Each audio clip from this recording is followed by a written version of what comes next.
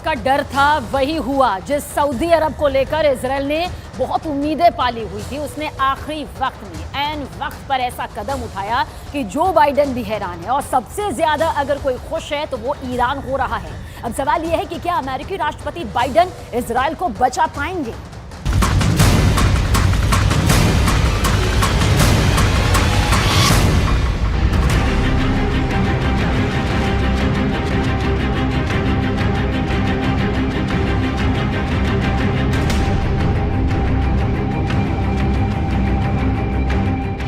पूरी दुनिया की नजर इस शख्स पर थी। सब जानना चाहते थे कि यह शख्स क्या फैसला लेगा। इसने अमेरिका की तरफ देखा, इसने ईरान की तरफ देखा, इसने फिलिस्तीन की तरफ देखा और फिर कह दिया ना। मोहम्मद बिन सलमान ने साफ साफ इनकार कर दिया। इस ना के आगे नए तनाव का खतरा है, इस ना के आगे नए युद्ध का डर है। इस ना की वजह से पूरा पश्चिम एशिया एक भूकंप आने का इंतजार करने लगा है, जो अब पूरी दुनिया को हिला सकता है। सऊदी अरब और इजराइल के बीच फिलिस्तीन का मुद्दा फिर से सुलगने लगा है। जो तबाही मोहम्मद बिन सलमान ने गाजा पट्टी में देखी, जिस खून खराबे की तस्वीरें वेस्ट बैंक से निकलकर पूरी दुनिया तक गई, उन तस्वीरों ने मोहम्मद बिन सलमान को बेचैन कर दिया है। इसीलिए सऊदी अरब ने साफ साफ शब्दों में कह दिया है कि वो इजराइल से किसी भी तरह का समझौता नहीं करेगा। सऊदी अरब ने बता दिया है कि जब तक इजराइल में नेतन्याहू की सरकार है, रियाद और तेल अवीव के बीच दूरियां नहीं मिटेंगी। सऊदी अरब ने यह कहकर इजराइल के साथ दोस्ती के ख्वाब देखने वालों की उम्मीदों पर पानी फेर दिया है। इस खबर ने पूरे पश्चिम एशिया में नया तहलका मचा दिया है। फिलिस्तीन के गाजा पट्टी से लेकर वेस्ट बैंक और सीरिया से लेकर इराक तक इजराइल के खिलाफ एक नया मोर्चा सुलग सकता है और इसकी कमान अब ईरान के साथ सऊदी अरब भी संभालेगा।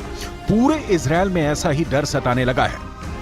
अब तक सऊदी अरब की तरफ इजराइल बहुत उम्मीद भरी नजरों से देखता रहा है, लेकिन बेंयामीन नेतन्याहू की फिलिस्तीन पॉलिसी ने ऐसी तमाम कोशिशों की जड़ में मट्ठा डाल दिया है।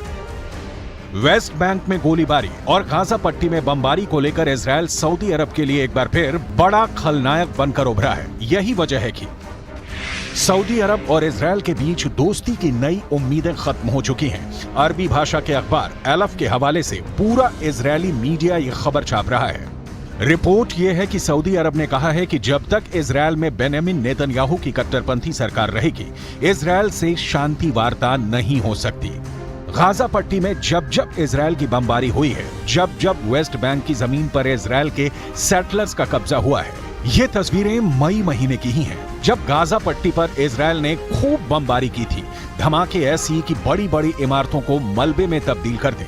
ये गाजा का उत्तर पश्चिमी इलाका है, जहां इजराइल ने मई महीने में रात भर हमले किए हैं। छोटे बड़े धमाके होते रहे। इजराइल अक्सर यहां हमास के रॉकेट हमले के बाद हवाई बमबारी करता है।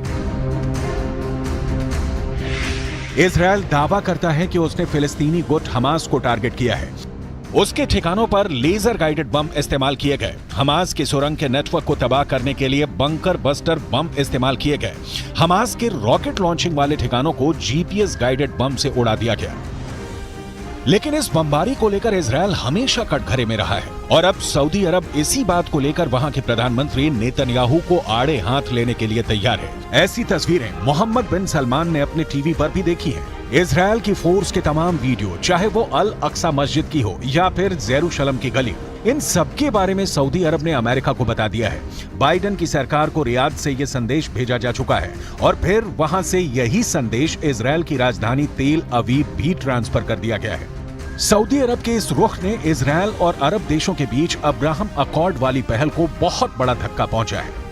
सऊदी अरब ने बाकायदा इसकी वजह बताई है, जिसके पीछे फिलिस्तीन को लेकर नेतन्याहू सरकार का आक्रामक रवैया सबसे बड़ी वजह है। क्या सऊदी अरब ने ऐसा ईरान के कहने पर किया है? क्या सऊदी अरब और ईरान की नई दोस्ती अब सऊदी अरब के लिए बहुत बड़ा फांस बनने वाली है?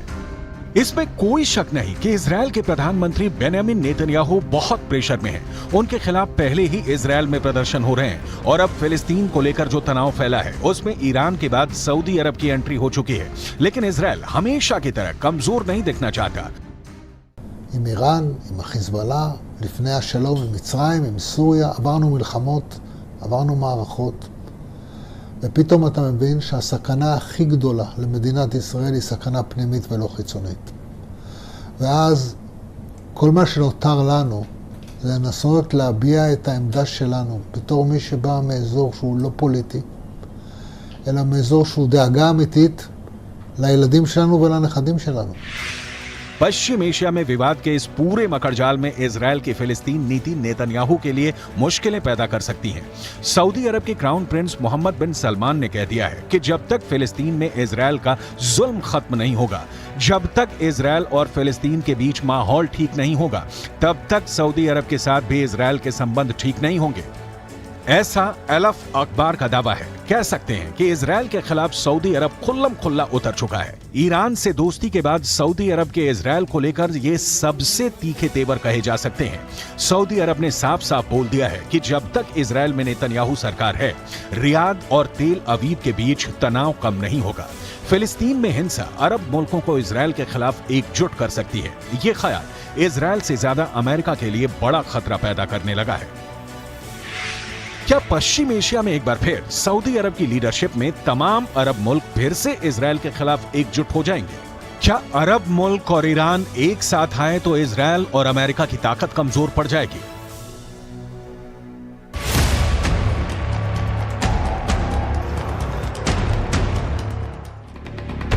जब से इजरायल 1948 में कायम हुआ है, तब से अरब मुल्कों के साथ उसकी दुश्मनी का लंबा इतिहास रहा है।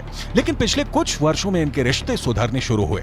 बहुत से अरब देशों और इजरायल के बीच राजनयिक रिश्ते कायम हुए हैं। इसे अब्राहम अकॉर्ड का नाम दिया गया और अरब देशों के बीच इजरायल की इमेज बिल्डिंग को एक नया लॉन्च पैड मिल गया। इसे पश्चिम एशिया में शांति कायम करने का नया तरीका बताया गया। अब्राहम अकॉर्ड को उसके अंजाम तक पहुंचाने वाला अमेरिका, इजरायल और सऊदी अरब की सुलह कराने में भी जुट गया।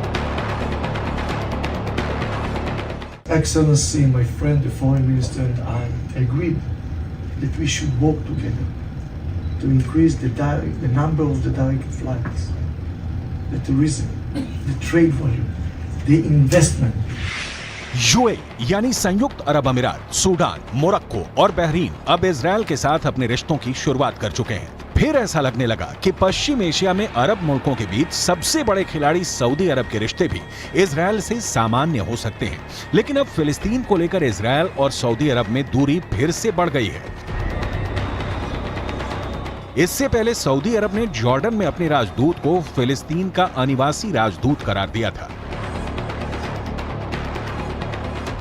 राजदूत को यरूशलेम में काउंसल जनरल के तौर पर भी काम करने की जिम्मेदारी दी गई। लगा कि इजरायल के साथ रिश्तों को सामान्य करने की जो कोशिश पहले हुई है, उसमें सऊदी अरब ने एक नया पेंच फंसा दिया है, क्योंकि यह भी कहा गया कि यरूशलेम राजदूत के लिए राजनयिक बेस भी होगा। सऊदी अरब को मालूम था कि इजरायल की तरफ से इसका विरोध होगा और ऐसा हुआ भी।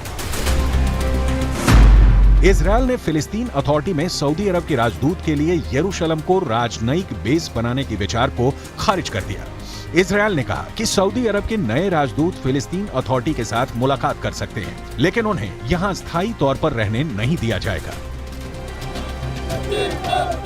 सऊदी अरब ने एक बार ये फिर दिखा दिया है कि वो फिलिस्तीन का बड़ा समर्थक है। फिलिस्तीन के मुद्दे पर इजरायल फिर बड़ा टारगेट बन सकता है। अमेरिका इस बात को लेकर डरा हुआ है, क्योंकि लेबनान जाकर फिलिस्तीन गुट हमास के उप प्रमुख ने यह ऐलान कर दिया है कि इजरायल को फिर से हिलाने का वक्त आ गया है। यह तस्वीर हमास के उप प्रमुख सालेह अल अरूरी की है।